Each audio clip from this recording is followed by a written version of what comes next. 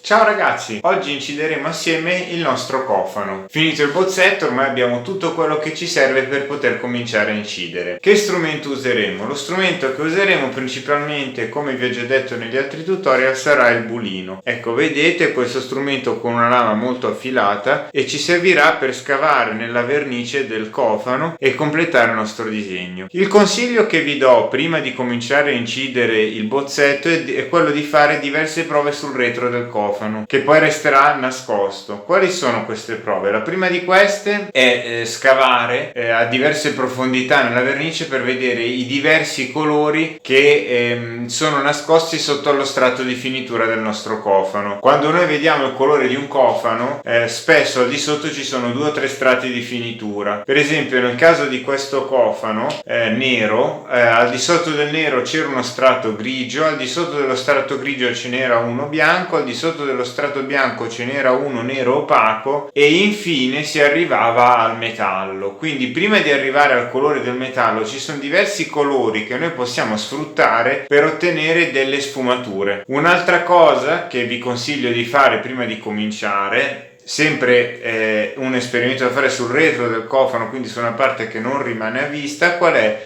È quella di usare il vostro bulino e fare tagli di diverso tipo, sia incidendo in questo modo, quindi andando a scavare in profondità per vedere la forma del solco e il colore che si va a trovare, e sia usando la lama quasi come fosse un pennello, in questo modo, per vedere anche lì con questo movimento che colore si va a trovare e che profondità si raggiunge scavando.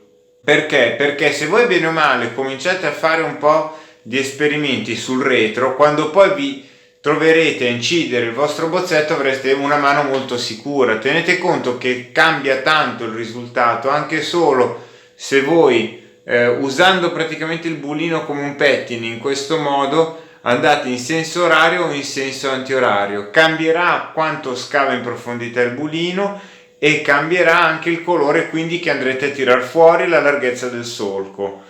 Perciò tutte queste prove, se le fate prima sul retro, dopo andrete con una mano molto più sicura, vi sentirete più sereni.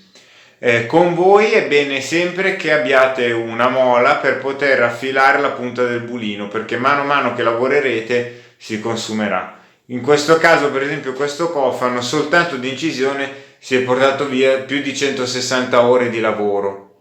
Cosa vuol dire? Vuol dire che durante queste 160 ore è bene affilare il bulino più volte, anche perché se no, diciamo, non arriverà mai a scavare come volete voi al primo colpo, ma dovrete continuare a ripassare rischiando di avere dei tratti grezzi, finiti male e diciamo sporchi. Perciò rischiate di rovinare il vostro disegno quando in realtà basta semplicemente una mola per affilarlo. Adesso ve la faccio vedere. Ecco qui, questa è la nostra mola, semplicissima da usare. Si prende il bulino, la mola, lo si strofina in questo modo con forza finché non andiamo a ripristinare la lama e quindi diciamo possiamo riprendere a incidere con tutta serenità. Quello che adesso andiamo a vedere è come ho fatto a incidere la mano di Gandini che disegna il bozzetto della Stratos nella porzione in alto a destra del mio cofano.